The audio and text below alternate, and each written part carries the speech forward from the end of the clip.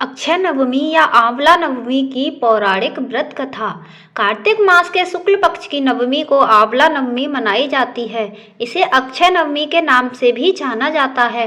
आंवला नवमी के दिन सपरिवार आंवला के पेड़ की आराधना की जाती है। आंवला नवमी की पौराणिक कथा।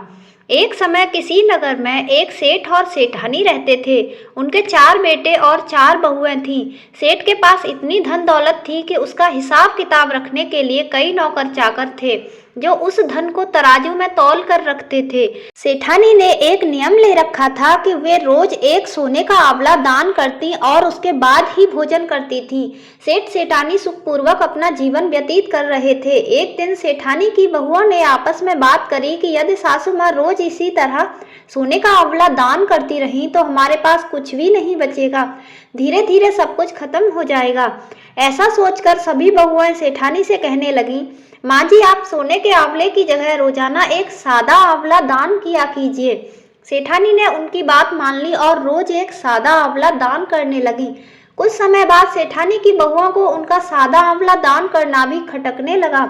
उन्होंने सेठानी को सादा आंवला दान करने के लिए भी मना कर दिया। यह बात सुनकर सेठ और सेठानी को बहुत दुख हुआ। वे दोनों अपना घर छोड़कर जंगल की ओर चले गए। उस दिन सेठानी ने आंवला दान नहीं किया था, इसलिए उन्होंने भोजन भी नहीं किया। जंगल में चलते चलते रात हो गई तो वो दोनों एक घने पेड़ के नीचे सो गए।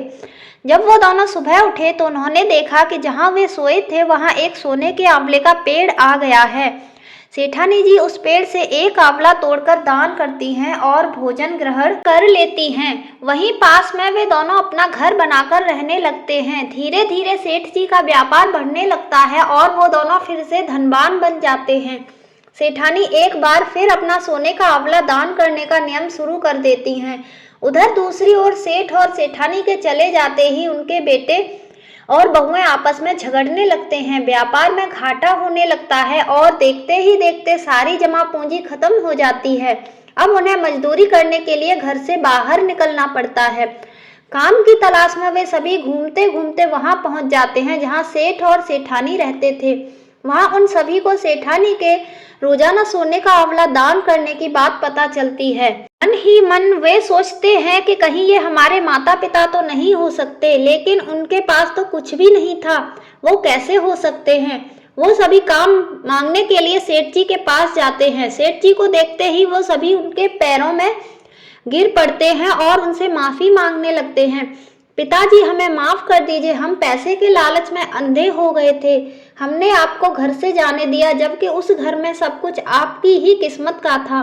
सेठ और सेठानी ने अपने सभी बेटों को माफ कर दिया और वो अपने पूरे परिवार के साथ सुखपूर्वक रहने लगे। दोस्तों, ऐसा भी कहा जाता है कि आंवला नवमी के दिन भगवान श्री कृष्ण गोकुल की गलियां छोड़कर मथुरा गए थे।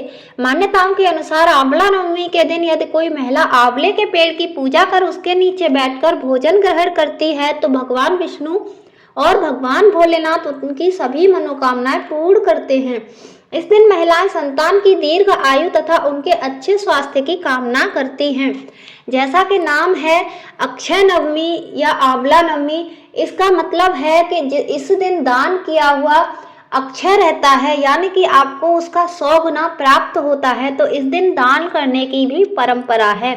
जय श्री हरि विष्णु।